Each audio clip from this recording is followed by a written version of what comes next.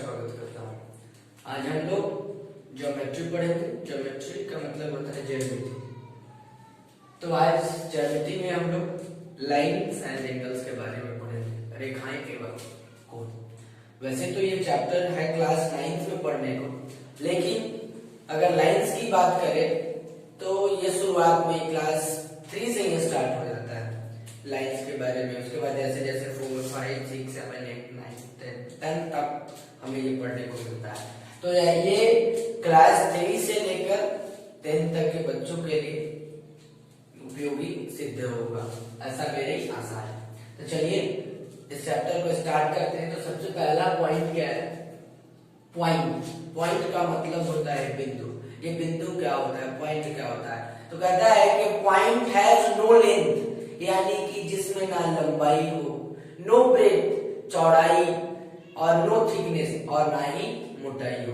यानी कि बिंदु वह है जिसमें ना लेंथ हो, ना ही ब्रेथ हो और ना ही थिकनेस हो, but it has fixed position.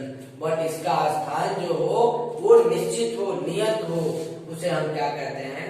बिंदु कहते हैं। जैसे आप यहाँ देख रहे हैं एग्जाम्पल में, ये P है, बिंदु P।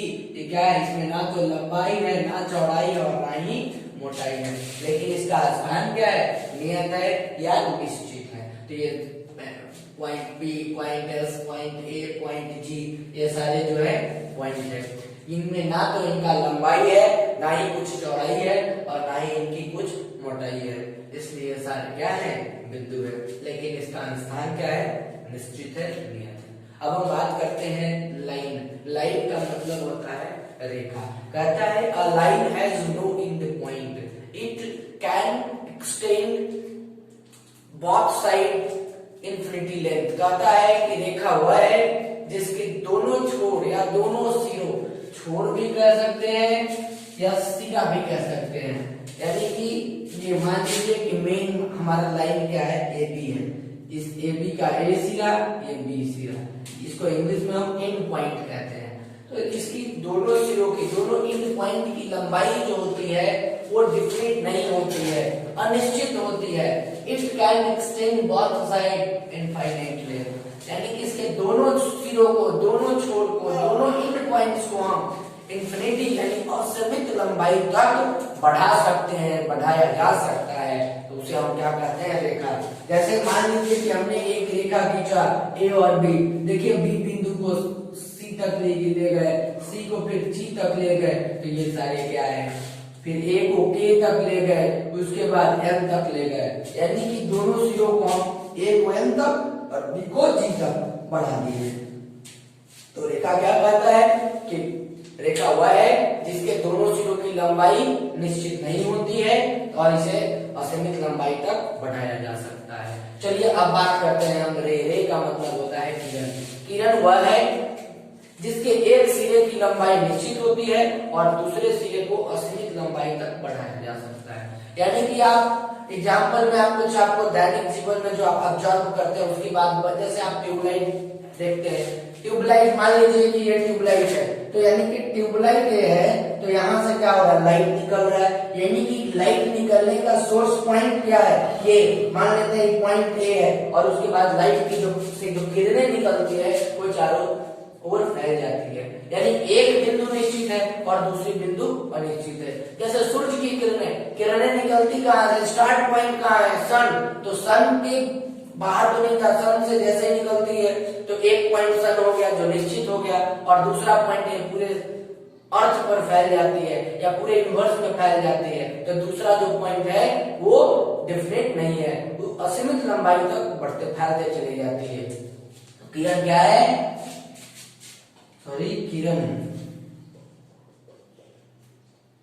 किरण वह है जिसकी एक सिरा की लंबाई क्या? निश्चित, और दूसरे सिरे को असीमित लंबाई तक बढ़ाया जा सकता है। वो क्या कहलाता है? किरण कहलाता है। जैसे मान लीजिए A यहाँ से सोर्स है, यहाँ से निकल रहा है, ये पहले M तक गया, M से बढ़कर R तक पहुंच गया और R से बढ़कर G तक। इसे और भी आप बढ़ा सकते हैं। मान लीजिए ये K तक जा रहा है, H तक बढ़ते जा रहा है, यानी कि ये क्या है? किरण है जिसके एक सिरा वन एंड पॉइंट क्या है? डिफरेंट लेंथ है, लेकिन दूसरे जो एंड पॉइंट है उसे हम एक्सटेंड करते जा रहे हैं। चलिए बात करते हैं हम लाइन सेगमेंट। लाइन सेगमेंट का मतलब होता है रेखाखंड। ऐसे तो अगर कहें रेखाखंड जो है रेखा का ही एक भाग होता है, यानी कि line segment is a part of a line. रेखाखंड रेखा का एक ही भाग होता है, लेकिन a line segment has two end point. इसके दो एंड पॉइंट्स होते हैं। It can not be extended both side. इसके दोनों सिरों को, दोनों एंड पॉइंट को हम ना तो बढ़ा सकते हैं और ना ही घटा सकते हैं। अगर बात में कहता है कि draw line segment with 5 centimetre, अगर कहता है 5 सेंटीमीटर का लाइन सेगमेंट कीजिए तो आपको स्केल की सहायता से 5 सेंटीमीटर खींचना, यानी जितना चाहेगा आपको उतना ही खींचना होगा। ये नहीं कि 5 कहे तो 10 खींचिए, 10 कहे तो 8 खींचिए। यानी कि रेखाखंड हुआ है जिसके दोनों एंड पॉइंट की लंबाई जो है निश्चित होती है, इसे घटा या बढ़ा नहीं सकते हैं। आप देख सकते हैं ए और बी, ये भी क्या है, एक रेखाखंड है, या सी डी भी क्या है, रेखाखंड है, लाइन सेगमेंट है। अब बात करते हैं कोलिनियर पॉइंट। कोलिनियर पॉइंट का मतलब होता है संरेख बिंदु। कहता है कि व्हेन 3 और more points lie on a same line. कहता है कि एक ही रेखा पर 3 या 3 से अधिक बिंदुएं जब स्थित होती है या रहती है तब उसे हम क्या कहते हैं, उन तीनों बिंदुओं को कोलिनियर पॉइंट कहते हैं। आप देख सकते हैं एक रेखा है एडी, एडी पर आप देख सकते हैं कि के बी एन सी डी, ये इतने सारे बिंदु जो है क्या है, स्थित है। तो ये सारे पॉइंट क्या कहलाएंगे, कोलिनियर पॉइंट। एक रेखा पे हम देखते हैं कि जनरली सामान्यतः दो बिंदु जो है स्थित होते हैं। दो बिंदु है ए और बी, तो ये बिंदु जो है कोलिनियर पॉइंट नहीं कहलाएंगे। जब 2 3 से कम रहता है तब उसे क्या कहते हैं, नॉन कोलिनियर पॉइंट। या मान लीजिए कि ऐसे है ए बी और एक बिंदु यहाँ दे दिया सी, तो ये देखिए तो एक रेखा पर ये तीनों बिंदु क्या नहीं मिल रही है, इसलिए ये तीनों पॉइंट कोलिनियर पॉइंट नहीं कहलाएंगे, ये नॉन कोलिनियर पॉइंट कहलाएंगे और संरेख बिंदु कहलाएंगे।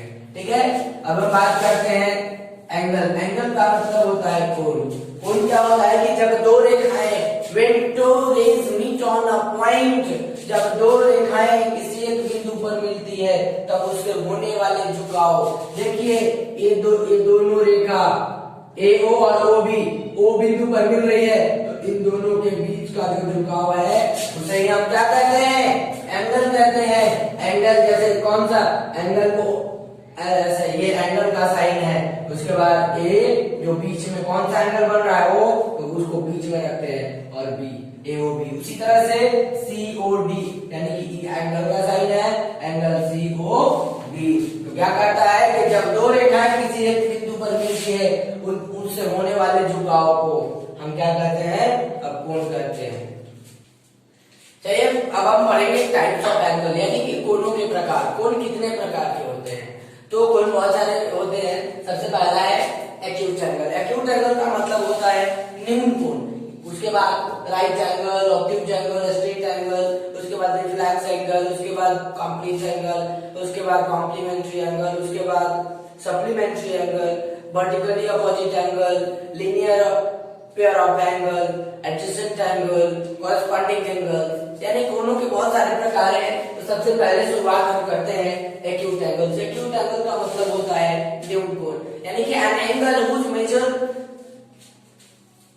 लेस देन 90 डिग्री, यानी कि वैसा कोण जिसका मान 90 डिग्री से कम हो, यानी कि जो 90 डिग्री से छोटा हो उसे हम क्या कहेंगे, एक्यूट एंगल कहेंगे। जैसे 1 degree, 2 degree, 4 degree, 10 degree, 20, 60, 70, 80, 89 degree, 89.5 degree भी एक्यूट एंगल होगा, लेकिन 90 डिग्री एक्यूट एंगल नहीं होगा। 90 डिग्री से लेस देन, 90 डिग्री से कम क्या होगा, एक्यूट एंगल। जिस कोण का माप 90 डिग्री से कम हो उसे हम क्या कहते हैं, एक्यूट एंगल कहते हैं, न्यून कोण कहते हैं। एग्जांपल में दिया हुआ है।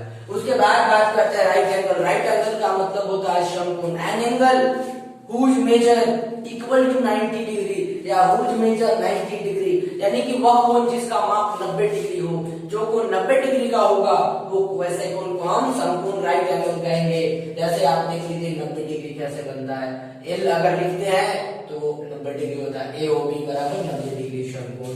अब बात करते हैं obtuse angle. Obtuse obtuse angle का मतलब होता है अधिक कोण। And angle whose measure more than 90 degree and less than 180 degree, यानी कि वह कोण जिसका माप 90 डिग्री से अधिक और 180 डिग्री से कम हो उसे हम क्या कौन सा कोण कहेंगे? अधिक कोण, यानी कि ऑब्ट्यूज एंगल कहेंगे। जैसे 120 डिग्री, 91 डिग्री, 100 डिग्री, 179 डिग्री, ये सारे जो ऑब्ट्यूज एंगल के एग्जांपल्स हैं। अब बात करते हैं हम स्ट्रेट एंगल। स्ट्रेट एंगल का मतलब होता है त्रिज्यी कोण। An angle whose measure equal to 180 degree और मेजरिंग 180 डिग्री, यानी कि वह कोण जिसका माप 180 डिग्री हो वह क्या कहलाएगा? त्रिज्यी कोण कहलाएगा। जैसे आप देख रहे हैं कोई भी एक सीधी रेखा पर बना हुआ कोण जो होता है 180 डिग्री का होता है। ये भी एक रेखा है, इस पे कोण बन रहा है, कोण है वो भी 180 डिग्री, यानी कि ये एंगल कौन सा होगा? त्रिज्यी कोण कहलाएगा, स्ट्रेट एंगल कहलाएगा। चलिए अब बात करते हैं रिफ्लेक्स एंगल की। रिफ्लेक्स एंगल का मतलब होता है प्रतिवर्ती कोण या बृहद कोण। कहता है कि an angle whose measure more than 180 degree but less than 360 degree. कहता है कि वह कोण जिसका माप 180 डिग्री से अधिक और 360 डिग्री से कम हो उसे हम क्या कहते हैं? रिफ्लेक्स एंगल कहते हैं। जैसे आप कह सकते हैं, एग्जांपल में लिख सकते हैं, जैसे 270 ये क्या है? 180 से अधिक है बट 360 से कम है। 300 डिग्री, ये सारे क्या है? सब रिफ्लेक्स एंगल के एग्जांपल है। उसके बाद हम बात करते हैं कॉम्प्लीमेंट्री एंगल। कॉम्प्लीमेंट्री एंगल का मतलब होता है पूरक कोण। पूरक कोण क्या होता है? कहता है कि two angles are said to be complementary. दो कोणों को सप्लीमेंट्री एंगल तब कहा जाएगा जब उन दोनों कोणों का योग जो है 90 डिग्री हो। If their sum is 90 degree, यानी कि जब दो कोणों का योग 90 डिग्री हो तब उसे हम कॉम्प्लीमेंट्री एंगल करते हैं। जैसे आप देखिए 70 डिग्री प्लस 20 डिग्री, यानी कि ये दोनों कोणों का योग जो है जोड़कर 90 डिग्री आता है, इसलिए ये दोनों क्या है? Complementary angle. 40 और 50 ये भी कॉम्प्लीमेंट्री एंगल। 60 30 90 आ रहा है, ऐड करने के बाद ये सारे जो है कॉम्प्लीमेंट्री एंगल है, पूरक कोण है। अब बात करते हैं सप्लीमेंट्री एंगल। सप्लीमेंट्री एंगल का मतलब होता है कि when two angles said to be complementary if their sum is 180 degree, यानी कि जब दो कोणों का योग 180 डिग्री हो, दो कोण को जब ऐड करें उनका सम निकाले तब कितना है? 180 है, तब उसे हम सप्लीमेंट्री या समपूरक कोण कहते हैं। आप इसका एग्जांपल लिख सकते हैं, 120 डिग्री प्लस 60 डिग्री कितना आएगा? 180 डिग्री। या और 150 डिग्री प्लस 30 डिग्री ये कितना आया? 180 डिग्री। ये सारे क्या है? Example of supplementary angle. अब बात करते हैं vertically opposite angle. Vertically opposite angle का मतलब होता है सभी कोण। कहता है कि when two lines intersect each other at a point, कहता है कि जब दो रेखाएं एक दूसरे को किसी एक बिंदु पर काटती हैं, then the pair of opposite angle, तब उनके द्वारा बनने वाले अपोजिट एंगल्स के पेयर को हम किस नाम से जानते हैं? वर्टिकली अपोजिट एंगल्स के नाम से जानते हैं। मान लीजिए देखिए ये दो रेखाएं हैं, एक रेखा ए बी है, दूसरा सी डी है, एक दूसरे को कहाँ पे काट रहे हैं? ओ बिंदु पर काटते हैं, यहाँ काटते हैं ओ बिंदु पर। इनसे बनने वाले जैसे एंगल 1 और एंगल 2, एंगल 3 और एंगल 4, तो क्या होगा? एंगल 1 इक्वल टू एंगल 2 और एंगल 3 इक्वल टू एंगल 4। यानी कि ऐसे बात करें एंगल 1 और एंगल 2 का जो पेयर होगा वो सिर्फ अभिमुख, इसके सम्मुख कौन सा कोण है? ये है, और इसके सम्मुख ये है, ये। तो 3 और 4 का जो पेयर होगा वो सिर्फ अभिमुख कोण, और एंगल 1 और एंगल 2 का जो पेयर होगा वो सिर्फ अभिमुख कोण। और सिर्फ अभिमुख कोण का जो मान होता है वो हमेशा बराबर होता है। यानी कि अगर एंगल 1 का मान 60 डिग्री है तो 2 भी 60 डिग्री होगा।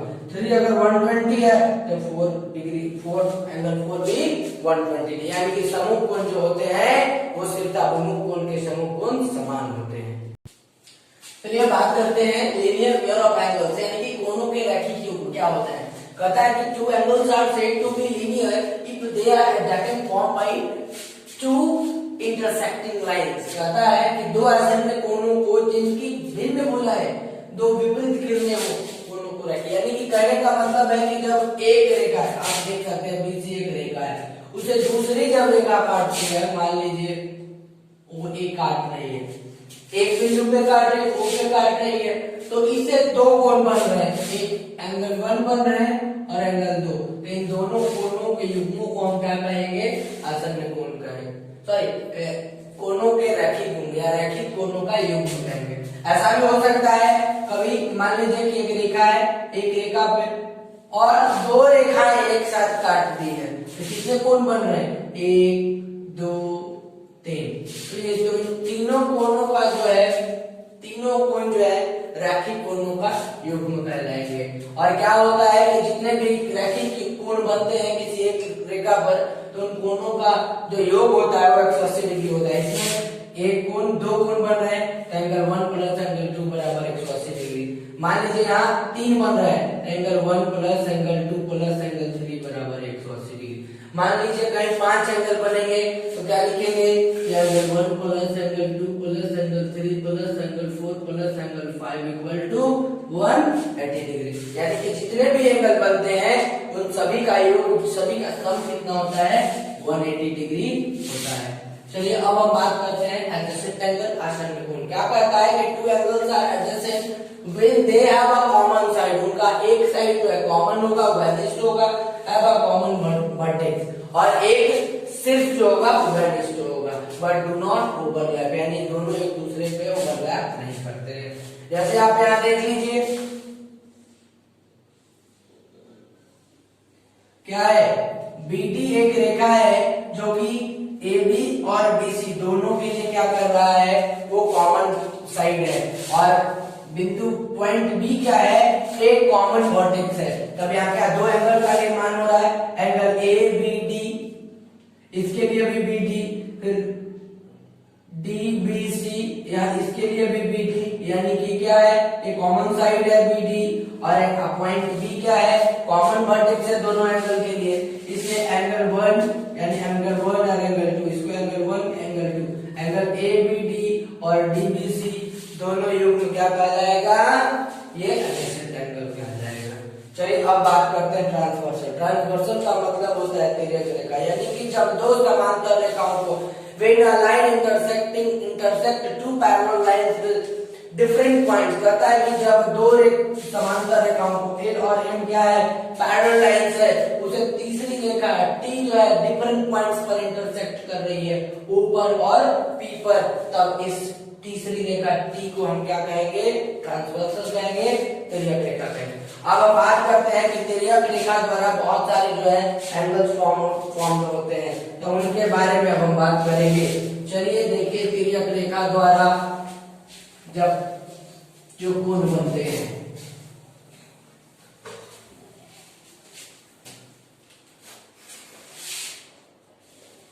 मान लीजिए L है, ये M है। L और M क्या है? दो पैरेलल लाइंस है। दो पैरेलल लाइंस को तीसरी रेखा जो है T जो है काटती है। एक को यहां काटती है, इसे P पर काटती है, और इसे R पर काटती है। तो क्या हुआ? इसे ट्रांसवर्सल कहेंगे। लेकिन अब बहुत सारे एंगल बन रहे हैं। जब दो पैरेलल लाइंस को एक ट्रांसवर्सल अलग अलग बिंदुओं पर काटती है, तो 8 एंगल बनते हैं। चलिए उन 8 एंगल के बारे में जानेंगे। Angle 1, angle 2, angle 3, angle 4, angle 5, angle 6, angle 7 और एंगल 8। सबसे पहले हम बात करते हैं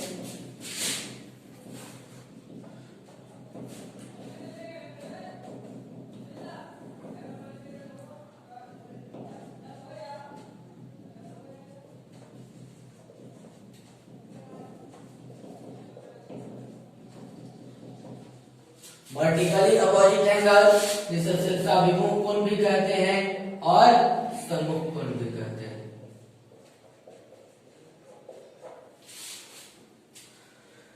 चलिए तो बात करते हैं कि सम्मुख कोण। सम्मुख कोण पहले ही पढ़ चुके हैं कि when two lines intersect each other at a point, जब दो रेखाएं एक दूसरे को किसी बिंदु पर प्रतिच्छेद करती है, तब उनसे बनने वाले क्या विपरीत कोणों के युग्म को हम लोग सम्मुख कोण कहते हैं। एंगल 1, एंगल 2, एंगल 3, एंगल 4, यानी एंगल 1 और एंगल 2 का जो पेयर होगा वो सम्मुख कोण कहलाएगा, और एंगल 3 और एंगल 4 का जो पेयर होगा वो क्या कहलाएगा? सम्मुख कोण कहलाएगा। लेकिन हमको इसके माध्यम से देखना, देखिए आप हम इसमें नीचे वाले एंगल 1 2 3 4 को छोड़ के सबको ढक लेते हैं। क्या है, ऐसे है ये एंगल 1 2 3 4 यही है ना। देखिए यहाँ पे अब 5 6 7 8 नहीं देख रहे, 1 2 3 4 क्या एक रेखा, ये दूसरी रेखा, ये टी रेखा, ये एल रेखा एक दूसरे को बिंदु कहाँ पे काटती है, इस बिंदु का नाम देखिए यहाँ पी है, पी पर काटती है। तो इसके आमने सामने कौन है, एंगल 1 के सामने 3 है और एंगल 2 के सामने 4 है। यानी कहने का मतलब है कि एंगल क्या होगा, एंगल 1 और एंगल 3 क्या होगा, ये वर्टिकली अपोजिट समूह कोणों का पेयर है। उसके बाद एंगल 2 और एंगल 4 भी क्या है, वर्टिकली अपोजिट एंगल का पेयर है। चलिए ये तो पहला हो गया। अब 1 2 3 4 को आप छोड़ दीजिए, आप इसके नीचे 5 6 और 7 8 को उठाइए तो क्या होता है, एम रेखा है, टी रेखा है जो बिंदु आर पर काटती है, 5 6 7 8। अब यहाँ क्या देखते हैं, टी जो है एम को काटती है आर बिंदु पर, तब एंगल 5 के सामने समूह 7 है, 6 के सामने 8 है। यानी क्या कहेंगे, एंगल 5 और एंगल 7 का पेयर वर्टिकली अपोजिट एंगल होगा। उसी तरह एंगल 6 और एंगल 8 का पेयर भी वर्टिकली अपोजिट एंगल होगा। साथ ही आप जान लीजिए कि क्या होता है, अगर एक कोण आप वर्टिकली अपोजिट एंगल में, यानी समूह कोणों का योग जो होता है, समूह कोण जो होते हैं समान होते हैं। यानी कि अगर दे दिया एंगल 5 बराबर 60 डिग्री, तो एंगल 5 7 के साथ है, तो एंगल 7 भी कितना होगा, 60 डिग्री। यानी कि वर्टिकली अपोजिट एंगल के पेयर में समूह कोणों का जो पेयर है, जो युग्म है, वो हमेशा क्या होते हैं, बराबर होते हैं। अगर एंगल 6 अगर 120 डिग्री है तो 8 कितना होगा, 120 डिग्री। अगर 5 ये 80 डिग्री है तो 7 भी कितना होगा, 80 डिग्री ही होगा। इसलिए इस चीज को याद रखेंगे कि वर्टिकली अपोजिट एंगल का जो पेयर होता है वो हमेशा बराबर होता है। अगर एक कोण 70 है तो उसके सामने वाला कोण भी कितना होगा, 70 डिग्री होगा। चलिए अब बात करते हैं हम लीनियर पेयर एंगल की। लीनियर पेयर ऑफ एंगल यानी कि कोणों का रैखिक युग्म।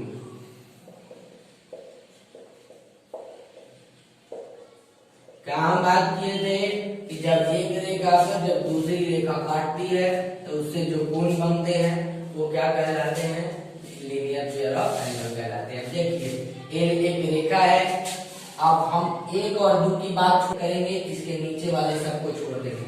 एंगल 1 है, एंगल 2 है, यहाँ रेखा टी, यानी कि एंगल 1 और एंगल 2 क्या होगा, लीनियर पेयर होगा। यानी हम यहाँ लिखेंगे एंगल 1 और एंगल 2 का पेयर क्या कहलाएगा, लीनियर पेयर कहलाएगा। उसी तरह से अगर हम बात करें 1 2 को ढक छोड़ दे और 3 और 4 की बात करें तो 3 और 4 भी क्या कहलाएगा, लीनियर पेयर में ही युग्म कहलाएगा। उसी तरह एंगल 5 और एंगल 6 भी लीनियर पेयर कहलाएगा और 7 8 भी क्या कहलाएगा, लीनियर पेयर का ही एक युग्म। ये तो हो गया। उसके बाद अब देखते हैं, अब ऐसे भी देख सकते हैं, ये दोनों एंगल का पेयर, फिर इस दोनों का, फिर इस दोनों का, फिर ये दोनों एंगल का पेयर, ये सारे पेयर्स क्या कहलाएंगे, लीनियर पेयर ऑफ एंगल्स का। यानी कि angle 1 angle 4, angle 2 angle 3, angle 5 angle 8, फिर एंगल 6 एंगल 7, ये सारे जो है लीनियर पेयर ऑफ एंगल्स के कोण हैं। उसके बाद बात करते हैं, एक चीज और जान लीजिए कि इन सभी कोणों के युग्मों का योग जो होता है वो 180 डिग्री होता है। जैसे एंगल 1 और 2 दिया हुआ है तो ये कितना होगा, एंगल 1 प्लस एंगल 2 बराबर 180 डिग्री। मान लीजिए कि एंगल 1 का वैल्यू 60 डिग्री है, 2 का निकालना तो आप कैसे निकालेंगे, 2 बराबर एंगल 2 का 2 डिग्री है 180, यानी एंगल 2 बराबर कितना, 180 डिग्री माइनस 60 डिग्री 120 डिग्री। आप इस तरह से निकाल सकते हैं। यानी कि सारे एंगल्स में यही लॉ फॉलो होगा।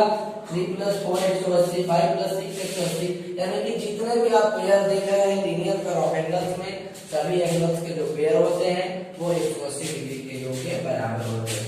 चलिए अब हम बात करते हैं अगले एंगल्स के।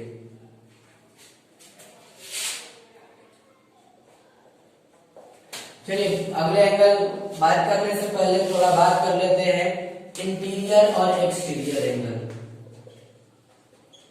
इंटीरियर एंगल और एक्सटीरियर एंगल। इंटीरियर का मतलब होता है कि दो पैरेलल लाइन के बीच में जो कोण बनते हैं अंदर में, आंतरिक कोण, हिंदी में कहें इसको आंतरिक कोण और इसको बाह्य कोण कहते हैं।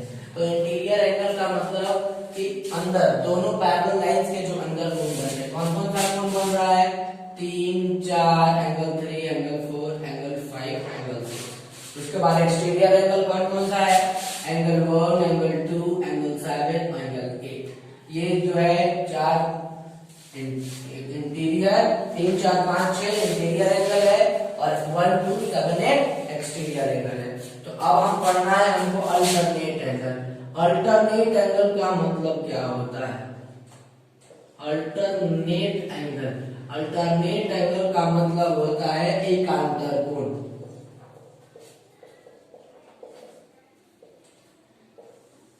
तो अल्टरनेट एंगल जो है दो टाइप्स का होता है, इसमें ए पढ़ते हैं अल्टरनेट इंटीरियर एंगल, बी है अल्टरनेट एक्सटीरियर एंगल। ठीक है, दो तरह का alternate interior angle, alternate exterior. Alternate angle का अल्टरनेट का मतलब होता है, मान लीजिए कि अगर हम पहला कोण लेते हैं तो हम दूसरा कोण को नहीं लेंगे, तीसरा लेंगे, उसके बाद चौथा नहीं लेंगे, पांचवा लेंगे, उसके बाद छठा नहीं लेंगे, सातवां लेंगे, उसके बाद आठवां, यानी कि 1 का 3, 3, 5, 7 ये ऐसे चलता है। मान लीजिए कि हम स्टार्ट करते हैं 2 से, तो 2 के बाद 3 नहीं लेंगे, 4 लेंगे, 4 के बाद 6 लेंगे, 8 लेंगे। तो इस तरह से पेयर चलता है, यानी कि कहें ऑड एंगल ऑड एंगल के साथ पेयर बनाता है और इवन एंगल इवन एंगल के साथ बनाता है। तो इसमें भी हम इसी तरह देखेंगे। जैसे बात करते हैं इंटीरियर एंगल, पहले अल्टरनेट इंटीरियर एंगल की। अल्टरनेट इंटीरियर एंगल में कौन कौन सा है, 3, 4, 5, 6। मान लीजिए कि अगर एंगल 3 लेते हैं तो 3 के बाद क्या आता है 4, तो 4 को नहीं लेंगे, हम 5 को लेंगे, यानी कि क्रॉस करते हैं। 3 के क्रॉस क्या है 5 और 4 के क्रॉस 6 है, यानी एंगल 3 और एंगल 5 जो है अल्टरनेट इंटीरियर एंगल का पहला ग्रुप पेयर हुआ, और उसके बाद एंगल 4 और एंगल 6 जो है दूसरा पेयर हुआ। ठीक है ना, आपको ये ध्यान रखना है। उसके बाद अब एक्सटीरियर एंगल, एक्सटीरियर का मतलब क्या होता है, बाहर का कोण।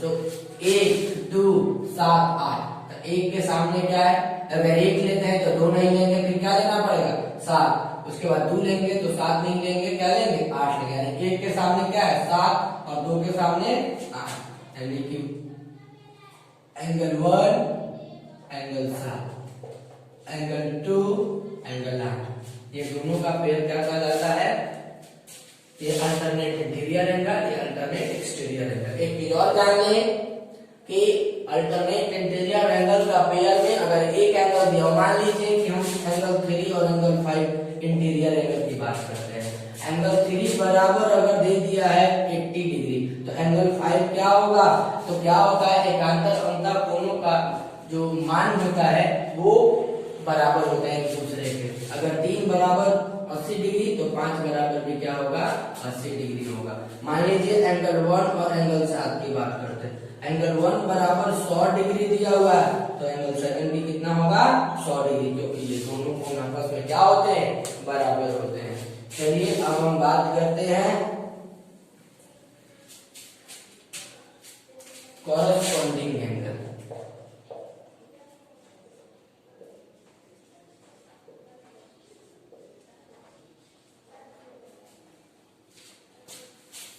कहता है कि when a line intersect, when two parallel lines intersect another line, जब दो समांतर रेखाओं को कोई दूसरी तीसरी रेखा कर सकते हैं। दो पैरेलल लाइन से LM को T क्या करता है, इंटरसेक्ट करता है। तो इसके कॉर्नर पर के यानी कि एंगल अगर 1 की बात करें तो 1 जो जाएगा वो 5 के साथ जाएगा, उसके बाद 2 जो जाएगा 6 के साथ, 3 जो जाएगा किसके साथ 7 और 4 जो है 8। यानी कि कॉर्नर पर के जो एंगल होते हैं वो करस्पॉन्डिंग एंगल, जैसे मान लेते हैं एंगल 1 एंगल 5, ये जो पेयर होगा करस्पॉन्डिंग यानी कि संगत कोण के पेयर होंगे। चलिए हम लिख देते हैं संगत कोण। एंगल 1 एंगल 5, उसके बाद एंगल 2 एंगल 6, उसके बाद एंगल 3 एंगल 7, उसके बाद एंगल 4 एंगल 8। ये जो पेयर है कॉरस्पॉन्डिंग एंगल का पेयर हुआ। एक चीज और ध्यान लीजिए कि जितना एंगल ये जो कॉरस्पॉन्डिंग एंगल के जो पेयर है उनका जो माप होता है, मान होता है, वो हमेशा इक्वल होता है। जैसे एंगल 1 और एंगल 5 की बात कर लेते हैं। एंगल 1 इक्वल टू अगर 100 डिग्री दिया हुआ है तो एंगल 5 भी कितना होगा, 100 डिग्री ही होता है। यानी कि ये कोण जो कोणों का युग्म जो होते हैं हमेशा आपस में बराबर होते हैं। चलिए अब हम बात करते हैं एडजेसेंट एंगल।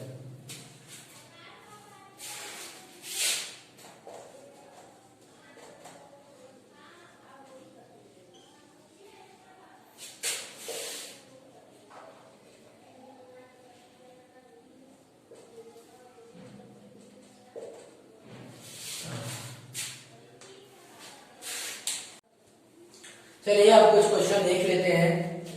क्या है कि angle 1 equal to 70 degree, then find all angles, यानी कि angle 2, 3, angle 4, angle 5, angle 6, angle 7 और एंगल 8 निकालना है। तो सबसे पहले क्या करना होगा कि आपको एक फिगर ड्रॉ करना होगा। जब बच्चे जब पढ़ रहे हैं तो सबसे पहला काम क्या होता है कि जो भी दे आप सबसे पहले एक फिगर को ड्रॉ कीजिए। क्या है, मान लीजिए angle 1, angle 2, angle 3, angle 4, angle 5, angle 6, angle 7, angle 8।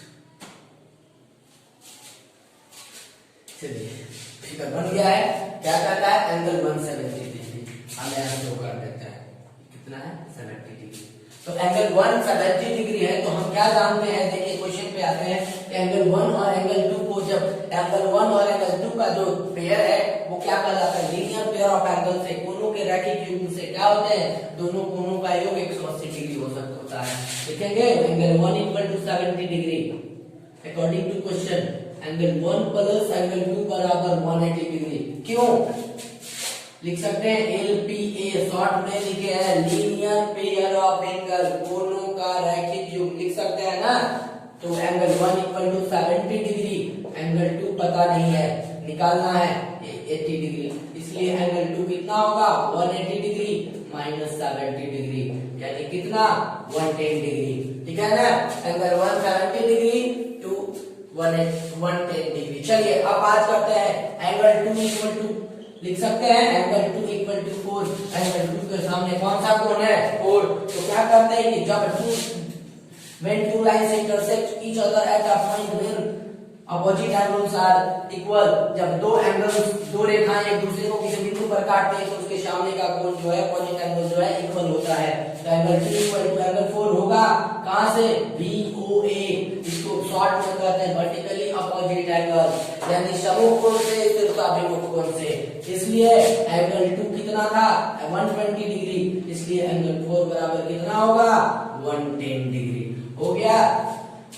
चलिए बात करते हैं एंगल 1 इक्वल टू एंगल 3 होगा, एंगल 1 इक्वल टू एंगल 3 कहां से, भी वर्टिकली अपोजिट एंगल BOA से, यानी कि इसलिए एंगल 3 बराबर कितना होगा, एंगल 1 कितना था 70 डिग्री, तो एंगल 3 भी कितना होगा, 70 डिग्री होगा। चलिए अब बात करते हैं, ऐड लिख सकते हैं angle 3 equal to angle 6, angle 3 equal to angle 6 कहां से, देखिए 3 लिए तो 4 छोड़े, उसके बाद 6 को दिए, क्या ये कौन सा एंगल है? जब ये अल्टरनेट इंटीरियर एंगल, एकांतर अंतः कोण, इसलिए एंगल 6 बराबर कितना हो जाएगा? 70 डिग्री हो जाएगा। चलिए अब बात करते हैं एंगल 6 इक्वल टू एंगल 8, ये वाला कोण इसके बराबर, कहां से? VOA से, समूह कोण से, वर्टिकली अपोजिट एंगल से, यानी कि एंगल 8 बराबर कितना होगा? 6 जब 70 डिग्री है तो एंगल 8 भी कितना होगा? 70 डिग्री होगा। चलिए अब बात करते हैं, 4 निकाल चुके थे, 4 से 5 निकाल सकते हैं। Angle 4 equal to angle 5, alternate interior angle, ठीक है, इसलिए एंगल 5 इक्वल टू कितना? 110 डिग्री, क्योंकि एंगल 4 कितना था? 110 डिग्री था। जब 5 निकल गया तो एंगल 5 से एंगल 7 निकलेगा। VOA से वर्टिकली अपोजिट एंगल, समूह कोण से, इसलिए एंगल 7 कितना होगा? 110 डिग्री। इस तरह से हमारा क्या आ गया? एंगल 1 70 डिग्री दिया हुआ था, 2 कितना? 110 डिग्री, 3 70 डिग्री, एंगल 4 110 डिग्री, 5 कहाँ है? 5 110 डिग्री, 6 70 डिग्री, एंगल 7 बराबर 110 डिग्री और एंगल 8 बराबर 70 डिग्री, यानी कि इस तरह से हमारा सारा एंगल निकल गया है। आप और भी बहुत सारे तरीके हैं निकाल सकते हैं। मान लीजिए कि 1 दिया हुआ है तो 1 से क्या? 1 से 6 निकल जाएगा, या 1 से एंगल 1 इक्वल टू एंगल 8 भी होता है अल्टरनेट एक्सटीरियर एंगल से, इस तरह से भी आप निकाल सकते हैं। बहुत सारे तरीके हैं, किसी भी तरीका को, किसी भी आप मेथड को यूज कर सकते हैं इसे बनाने के लिए।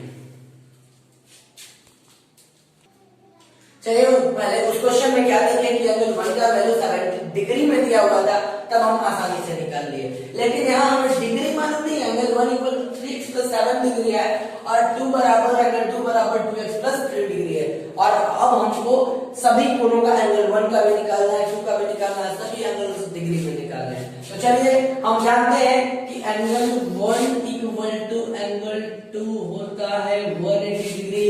देखिए ये दोनों कोणों का योग कितना होता है? 180 डिग्री होता है। लीनियर पेयर ऑफ एंगल से, कोणों के रैखिक युग्म से लिख सकते हैं। LBA शॉर्ट में लिखना सीख लीजिए, यानी कि क्या है? 3x plus 7 degree plus angle 2 का value 2x plus 3 degree equal to 180 degree. Add कीजिए, क्या होगा?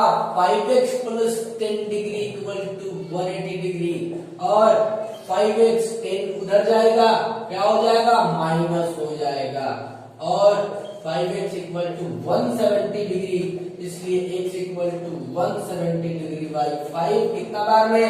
34 बार में, यानी कि x का वैल्यू 34 डिग्री आया। आप एंगल 1 निकालिए, एंगल 1 कितना? 3x प्लस 7 डिग्री, 3 गुने 34 प्लस 7, 34 में 3 से 102 प्लस 7, यानी एंगल 1 कितना आया? 109 डिग्री।